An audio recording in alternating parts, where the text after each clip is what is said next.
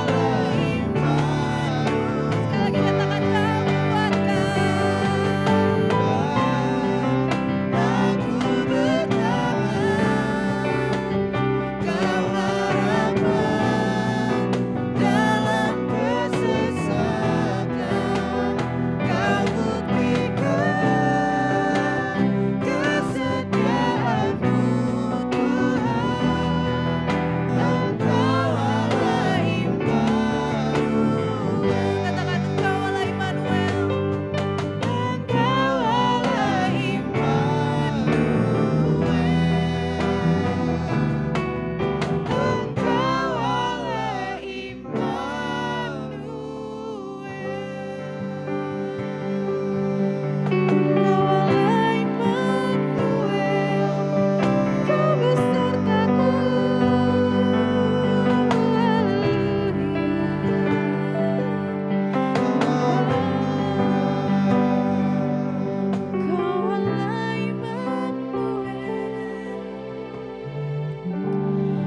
Tuhan Yesus, Kau Allah Immanuel, Engkau yang beserta kami Tuhan.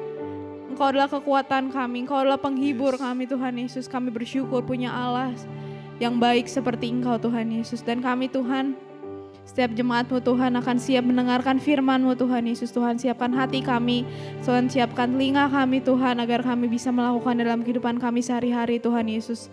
Dan berkati juga hamba-Mu yang akan menyampaikan firman-Mu Tuhan. Tuhan yang memberkati hamba-Mu Tuhan. Apa yang diucapkannya Tuhan Yesus berasal daripada-Mu saja Tuhan. Kami siap mendengarkan firman-Mu hanya di dalam nama Tuhan Yesus Kristus. Kami berdoa, haleluya, amin.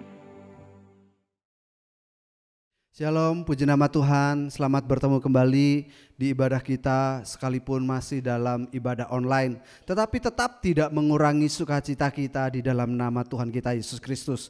Puji Tuhan, mari kita setelah memuji memuliakan Tuhan, setelah merasakan kuasa Tuhan bekerja dalam kehidupan kita, kita akan lebih lagi merasakan kuasa firman Tuhan menyertai dan berkarya terus dalam kehidupan kita. Puji nama Tuhan.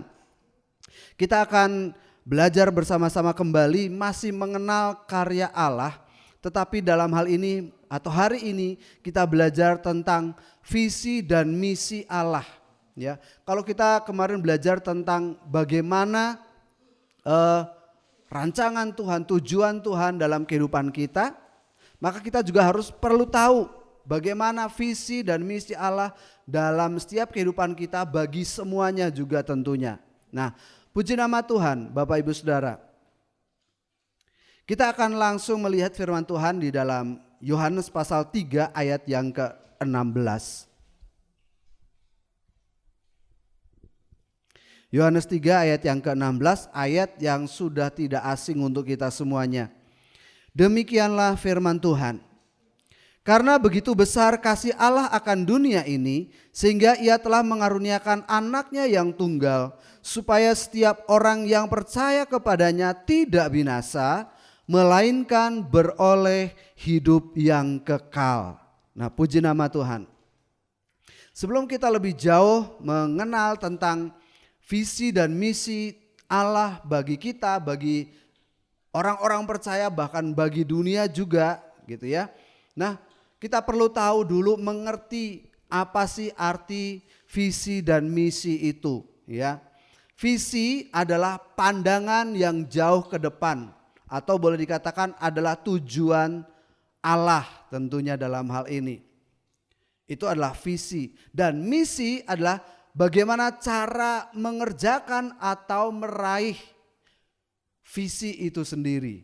Ya, jadi itu adalah misi, adalah wujud nyatanya, cara kerjanya, ya, bagaimana meraih apa yang sudah menjadi visi jauh di depan sana.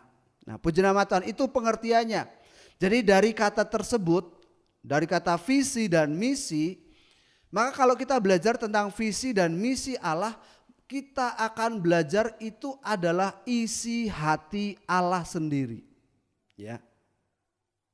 Oleh sebab itu, sesuai dengan ayat yang sudah kita baca, maka kita melihat di sana bahwa itulah isi hati Allah yang sudah kita baca tadi. Karena begitu besar kasih Allah akan dunia ini, sehingga Ia mengaruniakan anaknya yang tunggal, supaya setiap orang yang percaya kepadanya tidak binasa, tetapi beroleh hidup yang kekal.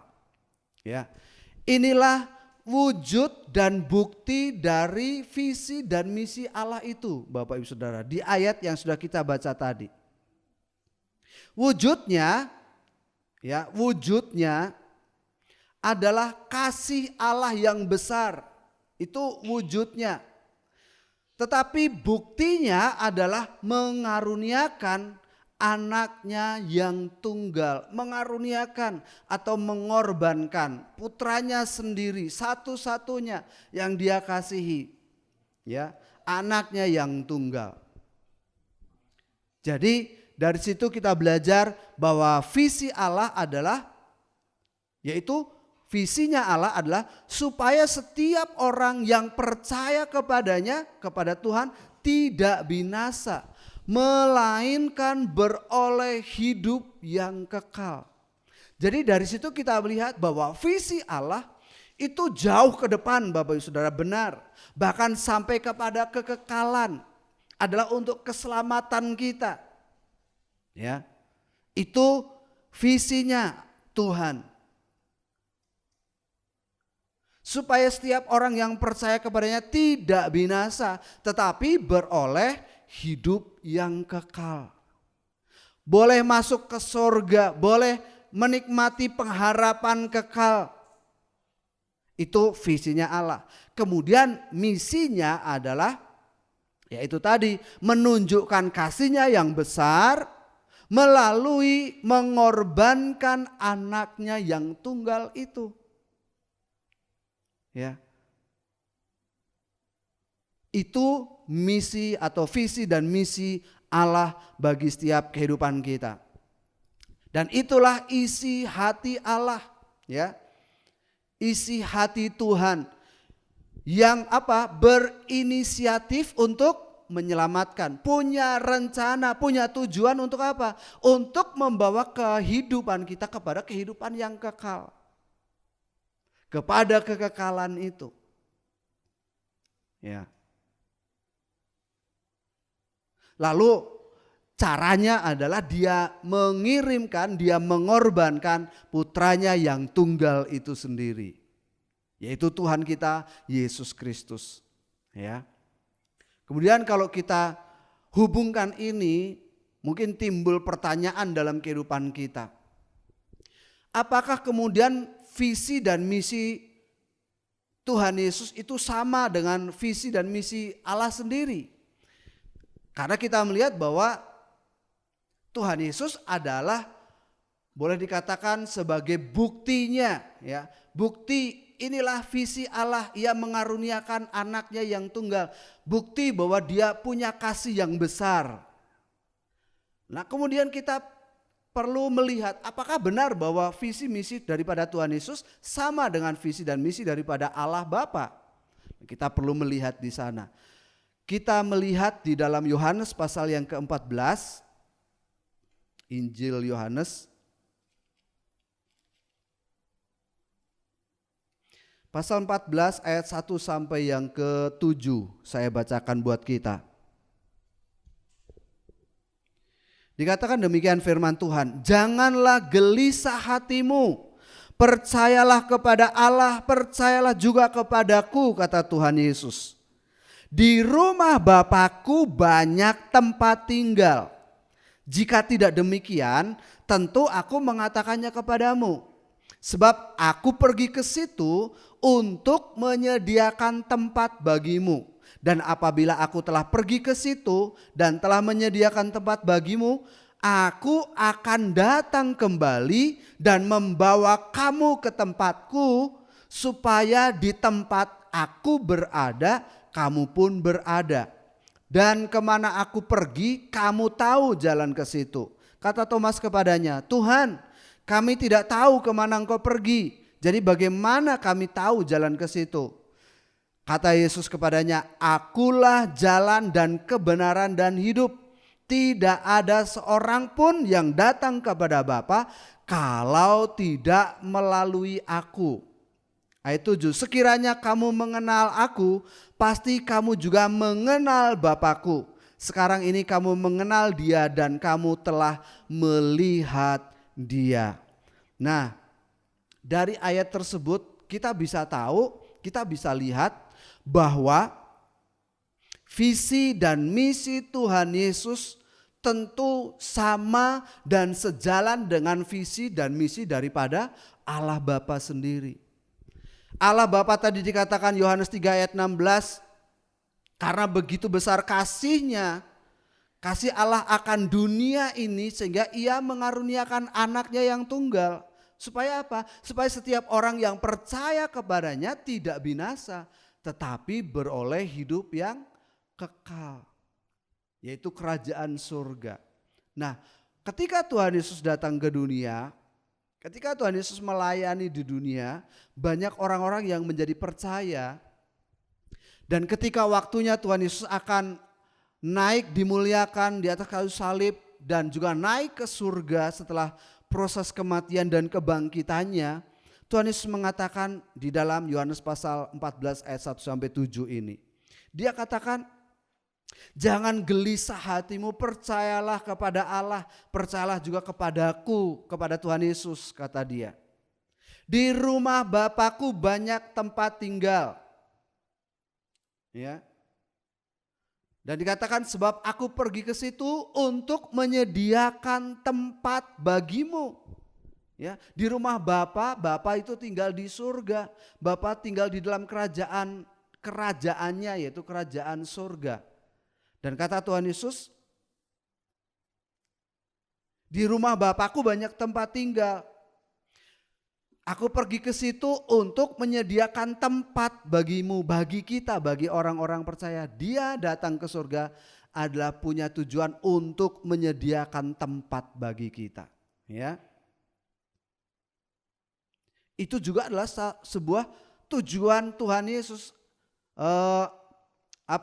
Pekerjaan Tuhan Yesus selanjutnya setelah dia meninggalkan dunia ini, itu juga adalah visi dari Tuhan Yesus, sebagaimana juga visi daripada Bapa sendiri. Ya. Kemudian tadi dikatakan selanjutnya, dan apabila aku telah pergi ke situ dan telah menyediakan tempat bagimu, aku akan datang kembali dan membawa kamu ke tempatku, supaya di tempat di mana aku berada, kamu pun berada, kata Tuhan Yesus. Jadi kita melihat di sini bahwa visi dan misi dari Tuhan Yesus sama, sejalan dengan visi dan misi daripada Allah Bapa. Tetapi ada satu hal lagi yang mau saya sampaikan, bahwa visi dan misi daripada Tuhan Yesus itu oke, untuk kekekalan dia siapkan, untuk kehidupan yang kekal, untuk kerajaan surga dia siapkan buat kita orang-orang yang percaya. Lalu bagaimana selama kita masih ada di dunia ini? Bagaimana selama kita masih menjalani hari-hari kehidupan kita? Jangan takut Bapak Ibu Saudara. Kalau tadi Tuhan Yesus katakan tentang kekekalan, jangan gelisah hatimu. Firman Tuhan katakan. Maka untuk kehidupan kita selama masih menjalani hari-hari kehidupan kita yang gak gampang ini, mari kita lihat apa yang dikerjakan oleh Tuhan Yesus. Kita membaca di dalam Lukas pasal yang ke-19 ayat yang ke-10.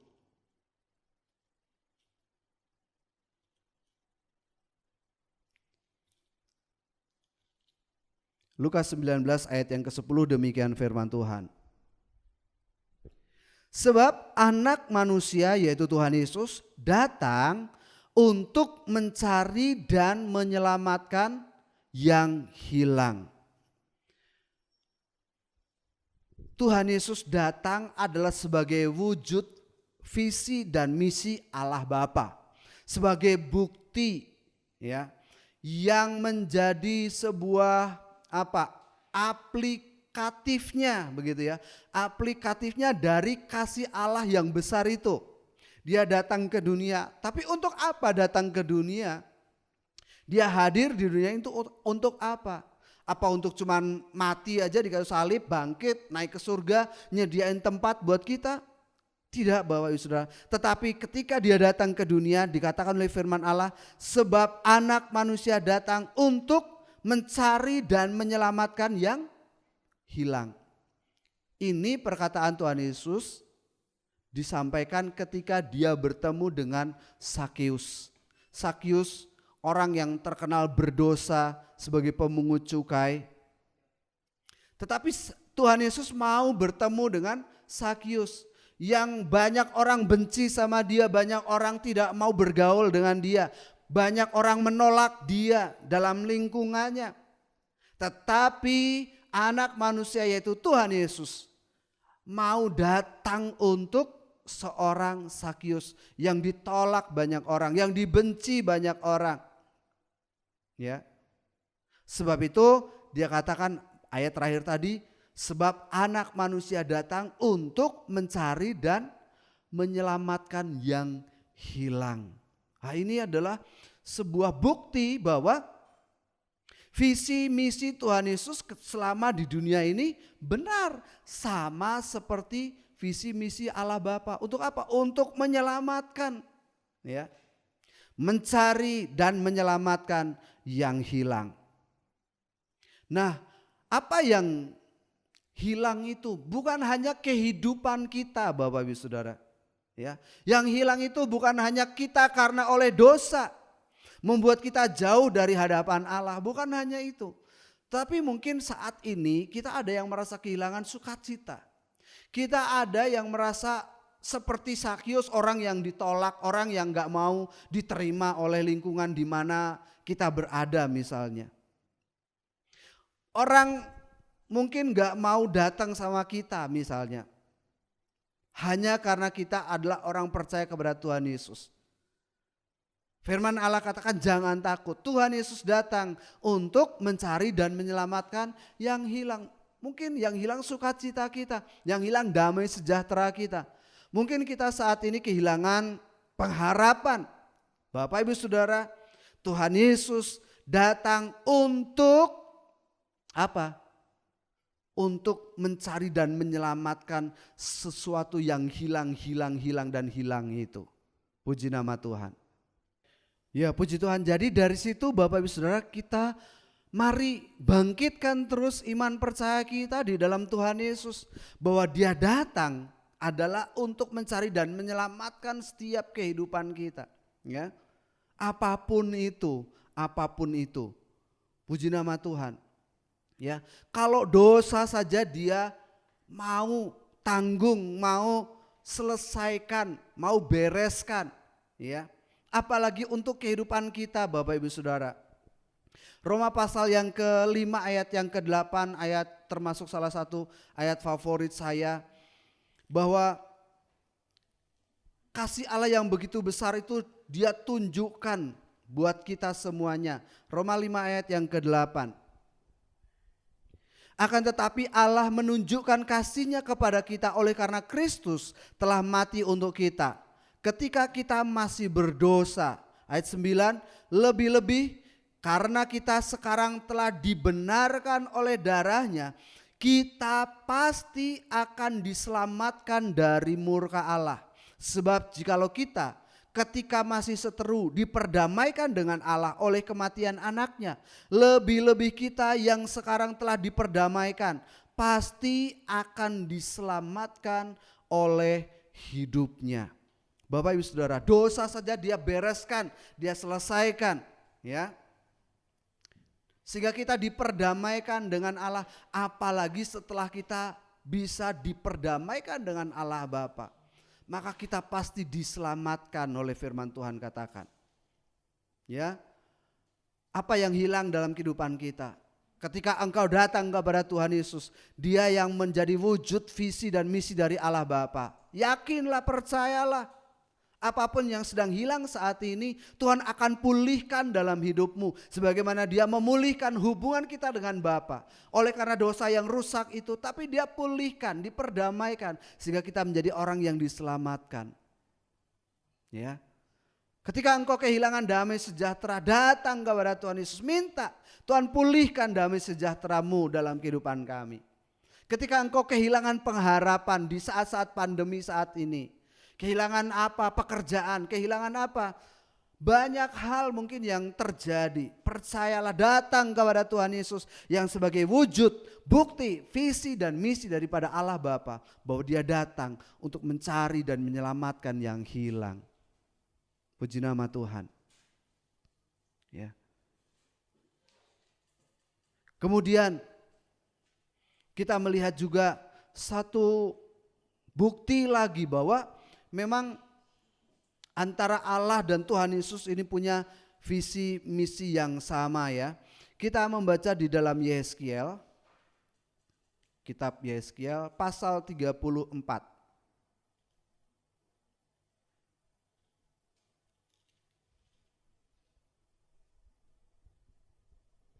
Yeskiel 34. Bapak Ibu Saudara bisa membaca ayatnya ini secara keseluruhan boleh, tapi bisa juga ayat 11 sampai ayat 31 ya. Tetapi akan saya bacakan beberapa ayat saja untuk kita semua hari ini. Saya bacakan terlebih dahulu ayat 11 sampai ayat 13.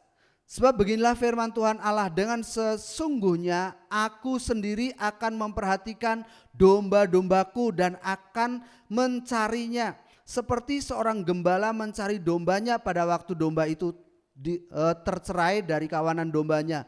Begitulah aku akan mencari domba-dombaku dan aku akan menyelamatkan mereka dari segala tempat kemana mereka diserahkan pada hari berkabut dan hari kegelapan.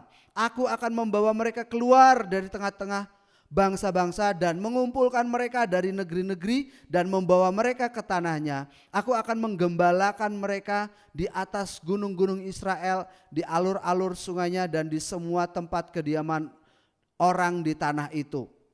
Ayat 14 selanjutnya saya bacakan lagi supaya lebih jelas. Di padang rumput yang baik akan ku gembalakan mereka, dan di atas gunung-gunung Israel yang tinggi, disitulah tempat penggembalaannya. Di sana di tempat penggembalaan yang baik mereka akan berbaring, dan rumput yang subur menjadi makanannya di atas gunung-gunung Israel. Aku sendiri akan menggembalakan domba-dombaku dan aku akan membiarkan mereka berbaring.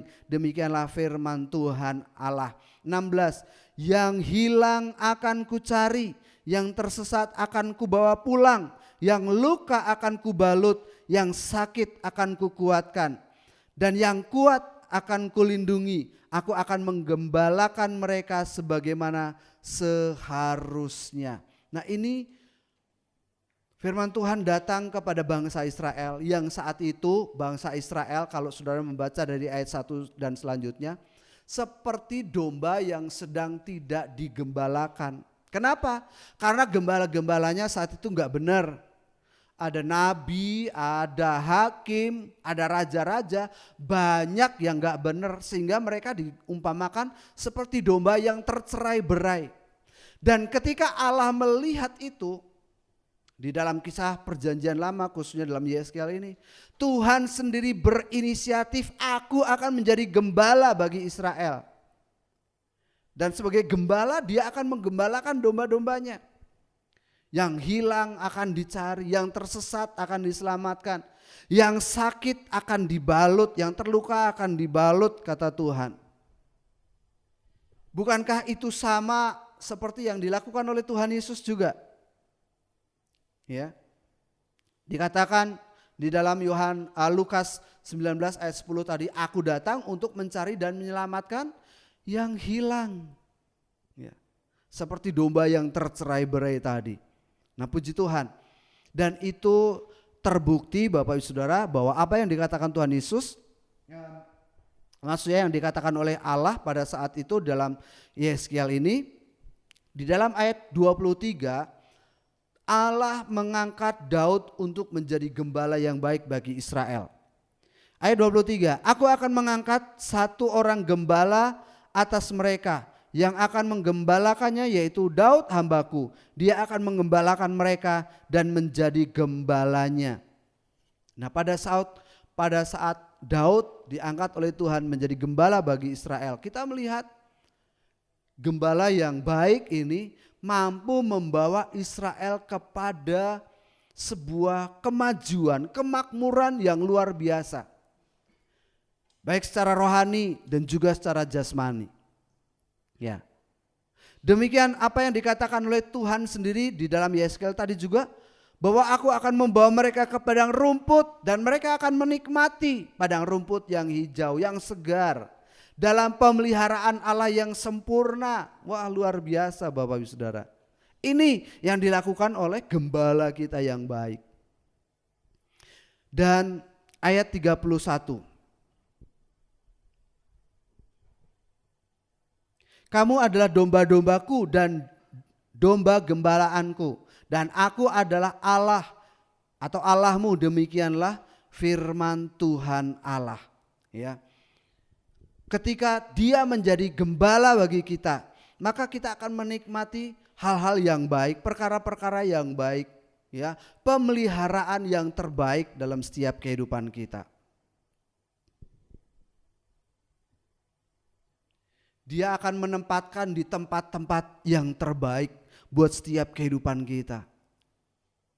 Inilah visi dan misi Allah dan sama dengan apa yang menjadi visi dan misi daripada Tuhan Yesus. Kita membaca Yohanes pasal 10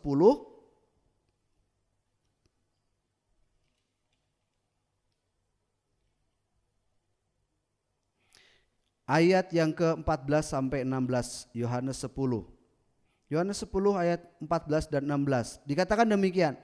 Akulah gembala yang baik dan aku mengenal domba-dombaku dan domba-dombaku mengenal aku. Sama seperti Bapa mengenal aku dan aku mengenal Bapa.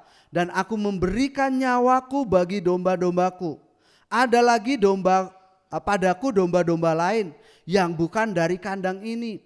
Domba-domba itu harus kutuntun juga dan mereka akan mendengarkan suaraku dan mereka akan menjadi satu kawanan dengan satu gembalaan. Ya, puji nama Tuhan. Tuhan Yesus sendiri menempatkan dirinya sebagai gembala yang baik. Dan gembala yang baik tentunya dia akan merawat, mengenal setiap domba-dombanya. Bapak Ibu Saudara, Allah Bapa, Tuhan Yesus mengenal setiap kita, keadaan kita, keperluan kita, apa yang kita rasakan saat ini. Bapak Ibu Saudara, jangan takut, jangan gelisah, ya. Percayalah kepada Tuhan Yesus, ya. Dia yang adalah wujud dan bukti daripada visi dan misi Allah itu. Dia juga sanggup melakukan apapun yang sedang kita rasakan, yang sedang kita butuhkan saat-saat ini. Puji nama Tuhan. Yang perlu kita tahu, mari saat ini sebagai kesimpulannya adalah mari kita berjalan, belajar, percaya dalam visi dan misi yang daripada Tuhan. Ya. Mari kita belajar untuk mengenal itu dan kita belajar berjalan dan hidup di dalam visi dan misi yang daripada Tuhan. Apa itu visi dan misi yang daripada Tuhan? Adalah untuk penyelamatan, ya. Untuk penyelamatan. Dan yang selanjutnya adalah bahwa dalam visi dan misi yang untuk penyelamatan itu dibutuhkan pengorbanan. Seperti Allah Bapa mengorbankan anaknya yang tunggal. Tuhan Yesus datang ke dunia, mati di atas salib. Demikian juga Tuhan Yesus untuk mewujudkan visi dan misinya, dia mengorbankan dirinya. Untuk apa? Untuk menjadi keselamatan bagi bangsa-bangsa. Dia disalibkan dan lain sebagainya. Dia turun ke dunia ini menjadi yang miskin, tetapi untuk memperkaya kehidupan kita. Ya, memperkaya dengan segala keselamatan, kekayaan rohani, kekayaan-kekayaan yang daripada Allah. Ya, itulah pengorbanan dia. Ya. Dibutuhkan pengorbanan. Mari berkorbannya kita apa? Nah, di sini kita akan belajar berkorbannya kita apa adalah kita harus menyamakan hati kita dengan hati Allah. Ya. Karena yang menjadi penghalang untuk kita bisa mengenal visi dan misi Allah dan kita berjalan dalam visi dan misi Allah, yang ke-1 tadi, kalau kita kembali ke Yohanes 3 ayat 16, yang menjadi penghalang adalah ketidakpercayaan. Karena firman Allah katakan, karena begitu besar kasih Allah akan dunia ini, sehingga ia telah mengaruniakan anaknya yang tunggal, supaya setiap orang yang percaya tidak binasa, tapi beroleh hidup yang kekal. Jadi yang menjadi penghalang untuk kita melihat, mengenal, mengalami, dan menikmati visi dan misi yang daripada Allah dengan segala keindahannya, dengan segala kekayaannya, yang pertama adalah ketidakpercayaan. Jadi Bapak Ibu Saudara, peliharalah kepercayaanmu, bahkan tambahkan terus kepercayaanmu kepada Tuhan kita Yesus Kristus. Yang kedua, yang menjadi penghalang, Kalau kita membaca di dalam Yesaya pasal 59 ayat 1 sampai ke 2, di sana dikatakan, sesungguhnya tangan Tuhan tidak kurang panjang untuk menyelamatkan dan pendengarannya tidak kurang tajam untuk mendengar. Ayat 2, tetapi yang merupakan pemisah antara kamu dengan Allahmu ialah segala kejahatanmu yang membuat dia menyembunyikan diri terhadap kamu sehingga ia tidak mendengar, ialah segala dosamu. Yang menjadi penghalang kedua adalah dosa. Sebab itu jagalah kesucian, jagalah kekudusan. Supaya apa? Supaya kita mengerti, mengenal, menikmati visi misi yang daripada Allah. Yaitu apa? Penyelamatan, pemeliharaan. Apapun yang hilang, apapun yang terjadi dalam kehidupan kita, dia sanggup melakukannya sebagai gembala yang baik. Dia sanggup melakukannya. Saat-saat ini jangan takut, jangan khawatir dengan segala yang terjadi. Ketika engkau tetap punya visi dan misi yang daripada Allah, ketika engkau tetap berjalan dalam visi dan misi yang daripada Allah, yakinlah pertolongan Tuhan, pemeliharaan Tuhan nyata buat kita semuanya. Bahkan sekalipun saat ini kita merasa kehilangan, Tuhan sanggup memulihkan. Ketika engkau kehilangan sukacita, ketika engkau kehilangan pengharapan, bahkan mungkin engkau merasa lemah, merasa tertolak, sakit hati, yang terluka, Tuhan akan balut sebagai gembala yang baik. Luar biasa. Mari bangkitkan iman percayamu kepada Tuhan kita Yesus Kristus. Itulah visi dan misi yang daripada Allah. Tujuannya untuk kita semuanya, Bapak Saudara. Raihlah itu, nikmati itu, berjalanlah di sana bersama-sama dengan Allah yang adalah gembala kita yang baik. Tuhan Yesus memberkati. Kita akan berdoa bersama-sama. Kita akan bangkitkan iman percaya kita kepada Tuhan kita Yesus Kristus. Haleluya. Puji nama Tuhan. Mari kita akan berdoa bersama-sama. Kita percayai Allah kita di dalam Tuhan Yesus sebagai sumber segala-galanya dalam kehidupan kita.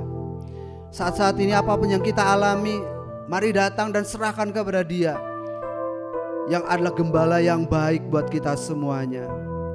Haleluya. Haleluya Yesus. Katakan bersama-sama. Kau kuatkan aku bertahan, Kau harapan dalam kesesakan, Kau buktikan kesetiaan-Mu Tuhan. Engkau Allah Immanuel.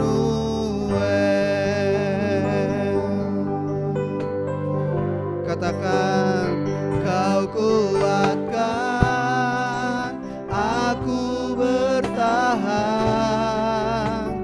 Kau harapan dalam kesesakan, Kau buktikan kesetiaan-Mu Tuhan. Engkau Allah Immanuel. Kau buktikan, Kau kuatkan. Amin. Saat ini apa yang sedang engkau rasakan? Amin. Dia sanggup memulihkan setiap keadaan kita. Kau buktikan kesetiaan-Mu Tuhan. Engkau Allah iman. Katakan dengan iman. Kau kuatkan aku bertahan, Kau harapan dalam kesesakan, Kau buktikan kesetiaan-Mu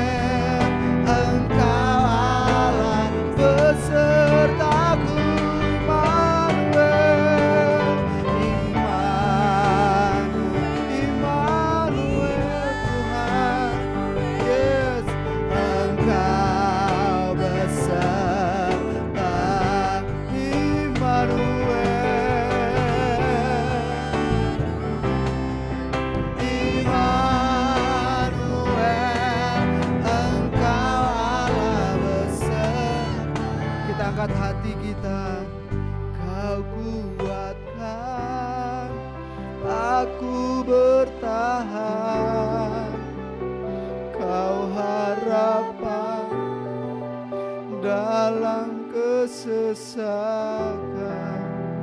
Kau buktikan kesetiaan-Mu Tuhan. Engkau Allah iman, Kau kuatkan. Ini kami Tuhan Yesus, Engkaulah segala-galanya pengharapan kami. Amin. Engkau yang sanggup memulihkan setiap kami Tuhan. Haleluya.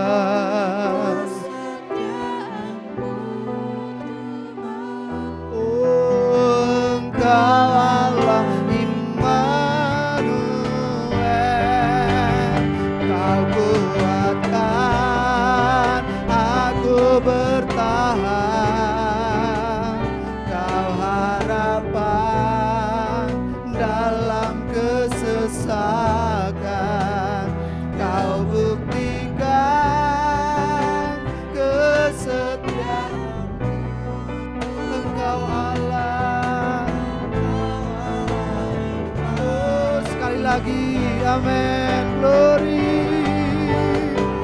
Ini kami Yesus, Yesus, amin. Kau harapan dalam kesesakan, Kau buktikan kesetiaan-Mu Tuhan. Engkau Allah Immanuel,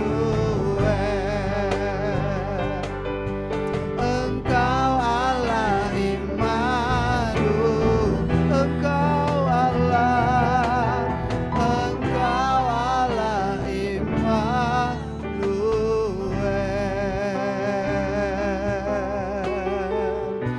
Haleluya. Terima kasih Yesus, Engkau tidak pernah meninggalkan kami Tuhan. Engkau selalu mengerti setiap keadaan kami Bapa. Dan kami bersyukur untuk kami bisa mengenal isi hati-Mu buat setiap kehidupan kami Tuhan. Lewat visi dan misi-Mu Tuhan, lewat kebenaran firman-Mu yang sudah kami dengar pada saat ini Bapa. Dan kami bersyukur kami punya Allah yang selalu memperhatikan setiap kehidupan kami, yang selalu mengerti setiap keadaan kami, yang selalu sanggup untuk memulihkan setiap kami. Apapun saat ini yang sedang dihadapi oleh jemaat-Mu, kami berdoa Bapa, Engkau memulihkan mereka semuanya. Mungkin sedang kehilangan sukacita, damai sejahtera, kehilangan pengharapan dalam kehidupan mereka. Hamba-Mu berdoa dalam nama Yesus, Engkau yang sanggup memulihkan, Engkau yang sanggup Tuhan memulihkan semuanya. Engkau yang sanggup membalut setiap luka hati mereka semuanya. Terima kasih Bapa di surga, dalam nama Tuhan Yesus. Kerjakan itu dalam setiap kehidupan jemaat-Mu Bapa. Engkau adalah gembala kami yang baik, yang membawa kami kepada pemeliharaan-Mu yang sempurna dalam setiap kehidupan kami. Terima kasih Bapa, di dalam berkat nama Tuhan kami Yesus Kristus, kami sudah berdoa dan mengucap syukur. Haleluya. Amin. Puji nama Tuhan, kita sudah diberkati lewat firman Tuhan. Mari kita akan bersyukur kepada Allah kita. Kita akan tutup ibadah kita hari ini. Puji nama Tuhan, ku bersyukur Bapa.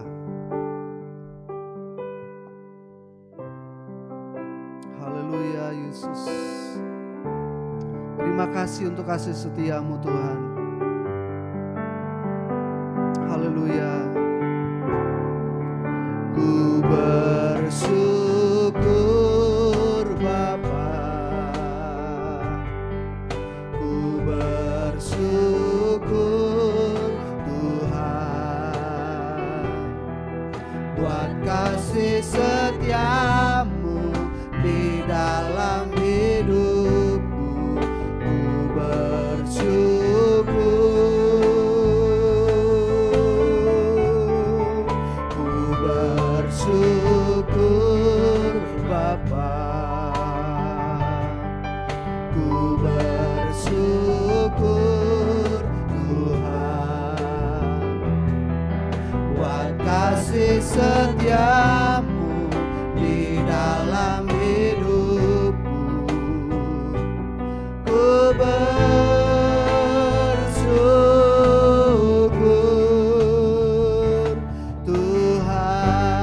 katakan sekali lagi sebagai rasa syukur kita. Ku bersyukur Bapa, ku bersyukur Tuhan buat kasih setiamu. Amin. Yes, benar Tuhan.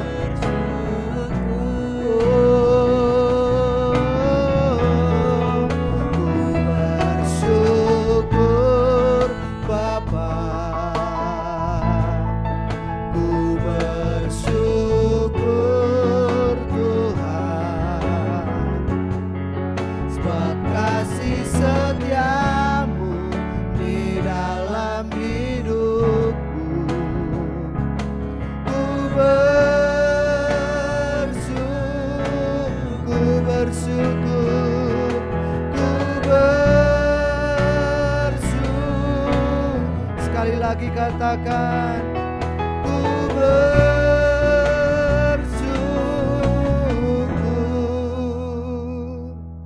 Tuhan.